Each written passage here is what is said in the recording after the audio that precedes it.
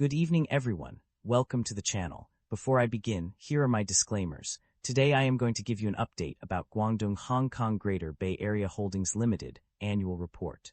Guangdong Hong Kong Greater Bay Area Holdings Limited offers a diverse range of businesses and services. At its core, the company develops and sells residential properties as well as commercial trade and logistics centers in mainland China. In addition to property development and sales, the company provides value-added business services that include property management and rental services. This allows it to offer comprehensive solutions for property owners and users. The company also extends its services to investment management and finance leasing. These offerings enable clients to manage their investments effectively and access financial resources as needed. Overall, Guangdong Hong Kong Greater Bay Area Holdings Limited provides a broad spectrum of businesses and services that cater to the needs of various stakeholders in the real estate and financial sectors. Guangdong Hong Kong Greater Bay Area Holdings Limited market capitalization of $7 billion is materially smaller than most of its industry peers of roughly $17 billion. Guangdong Hong Kong Greater Bay Area Holdings Limited trades at a higher price-to-earnings ratio of 102 times and a higher price-to-book ratio of 1.26 times relative within the industry. While the stock does not screen as absolutely cheap, mixed valuation signals relative to industry peers prevent a definitive conclusion.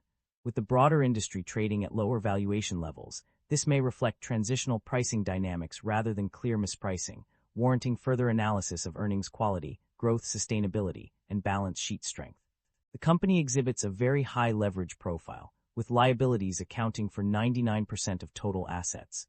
This elevated debt level warrants heightened caution, as it may limit the company's financial flexibility and increase risk during economic stress. We have to further examine the industry and the nature of the business to determine if they justify the current valuation. Average liabilities have declined over the past 5 years, indicating improving balance sheet discipline and reduced financial risk. Shareholder equity has declined over the past 5 years, but operating income remains positive. The equity weakness may stem from capital structure changes such as buybacks or dividends rather than operational deterioration. The share count has increased while revenue and shareholder equity are declining. This indicates that management has not yet proven the business model is sustainable. This also raised the question if that management is diluting shareholders to sustain the business.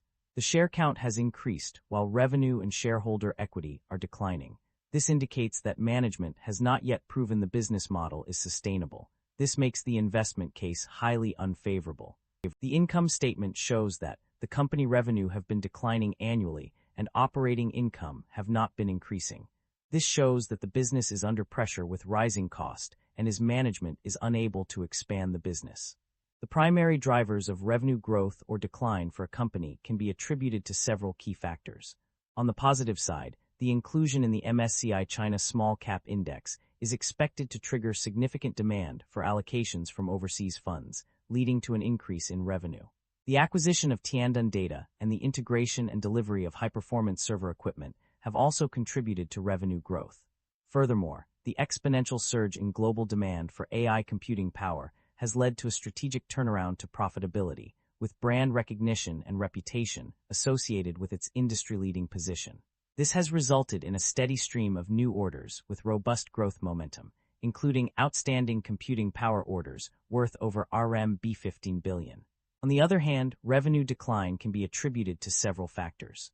The write-down of inventories had a negative impact on revenue growth in both years, while the decrease in amounts due from other investments and the strategic portfolio adjustment have also contributed to revenue decline.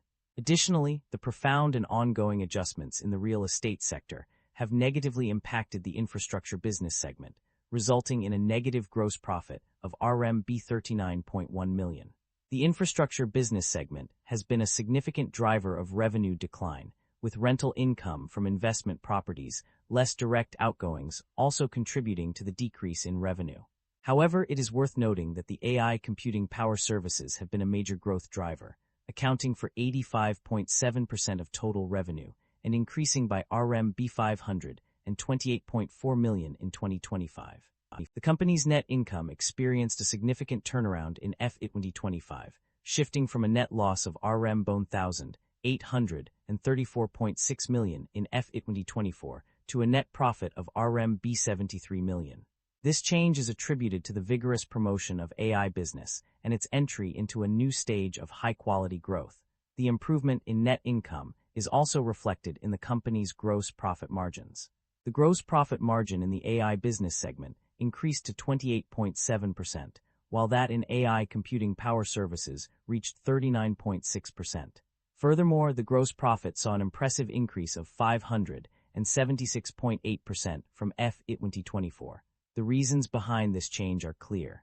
The company's focus on promoting its AI business has led to a new stage of high-quality growth.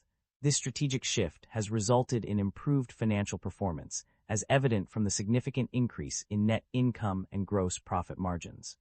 The company's financial performance indicates a significant milestone. One of the key indicators of a company's financial health is its ability to generate positive operating cash flow. This means that the company is able to produce more cash from its core operations than it spends on various expenses, such as salaries, rent, and equipment. This achievement is a testament to the company's efficient management and effective strategies in place. The generation of positive operating cash flow allows the company to invest in growth opportunities, pay off debts, and reward shareholders. It also provides a cushion against unexpected expenses or downturns in the market. Overall, the company's ability to generate positive operating cash flow is a strong indicator of its financial stability and potential for long-term success. The company's debt level and interest expenses have undergone significant changes. On one hand, the total debt has decreased by a substantial 38% from RMB 5,728 million in 2024 to RMB 3,559.4 million in 2025. This reduction is attributed to a decrease in both current liabilities and total debt. In terms of interest expenses, there has been a notable decline. Interest on bank loans and other borrowings decreased by approximately 54% from RMB 130,420 in 2024 to RMB 59,301 in 2025. Similarly, interest on senior notes plummeted by 86% from RMB 112,056 in 2024 to RMB 15,615 in 2025. The decrease in total debt is the primary reason for the reduction in interest expenses. As a result of this significant decline, it can be inferred that the company's financial situation has improved, with lower debt levels contributing to reduced interest payments. Management is optimistic about the company's outlook, citing robust growth momentum that will provide stability in cash flows over the next 3 to 5 years. This stability is attributed to a substantial order reserve, which serves as a foundation for future growth. The company plans to solidify its position within the AI industry by deepening its strategic positioning as an AI computing power infrastructure operator. A key component of this strategy involves prioritizing the construction of 100,000 GPU superclusters. This move is expected to propel the company towards higher margin and higher valuation segments within the AI industry value chain. By advancing into these more lucrative areas, management believes the company will be well-positioned for long-term success and growth.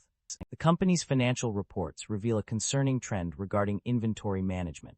The data shows that the write-down of inventories has been increasing over the past year, with a notable jump from 643,128 in 2024 to 667,760 in 2025.